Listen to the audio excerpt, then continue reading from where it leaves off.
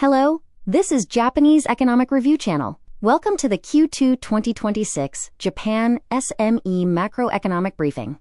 Today, we analyze the 184th SME Business Conditions Survey.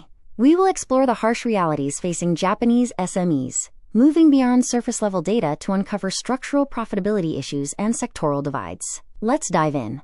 As you see, SME conditions have worsened for 4 straight quarters. The core issue is a severe profit squeeze. While top-line sales show a slight post-recovery bounce, skyrocketing global material costs and domestic labor shortages are suffocating grassroots economies. Looking at the macro temperature, the all-industries DI dropped by 1.1 points to minus 18.7.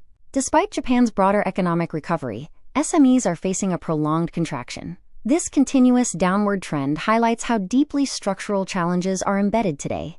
Both manufacturing and non-manufacturing sectors are struggling at minus 16.6 and minus 19.3. However, there's a split. Electronics and services are bright spots, while printing, wood, retail, and construction suffer from material shortages and cost pass-through issues. Within manufacturing, a severe polarization exists. Industries tied to AI and data centers, like electronics, are experiencing a boom. Conversely, traditional sectors like wood and printing are in deep contraction, squeezed heavily by Middle East geopolitical material shortages. Non-manufacturing shows a similar divide. Accommodations are thriving due to robust inbound tourism and weekday business demand. Meanwhile, retail is bleeding as inflation forces consumers to retreat, and construction is paralyzed by delayed material deliveries. This slide illustrates the anatomy of the profit squeeze. Although the sales DI recovered slightly to minus 8.3, the ordinary profit DI worsened to minus 25.4. A historic surge in input costs, hitting 78.1, is literally crushing SME margins as costs cannot be passed on. The first root cause is an unprecedented raw material price shock. The input costs DI jumped 11.6 points to 78.1. Construction and manufacturing are hit hardest. Geopolitical instability, a weak yen, and soaring logistics costs are actively breaking SME supply chains. The second root cause is a permanent labor deficit. The employee shortage DI sits at minus 22.8.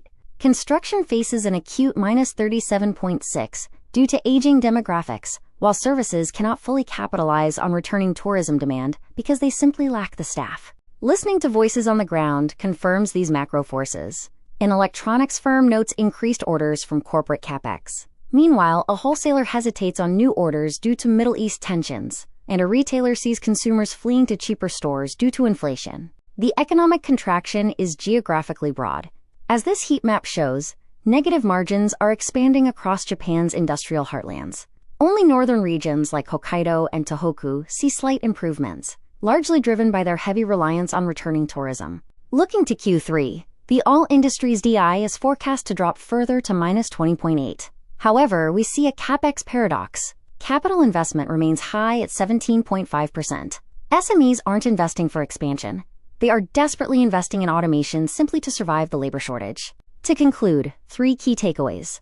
First, the profit squeeze is erasing margins despite returning sales. Second, the economy is strictly bifurcated between tech-driven growth and material-reliant contraction. Third, strong capex indicates a shift towards survival automation. Thank you for watching the Japanese Economic Review. We look forward to having you with us again.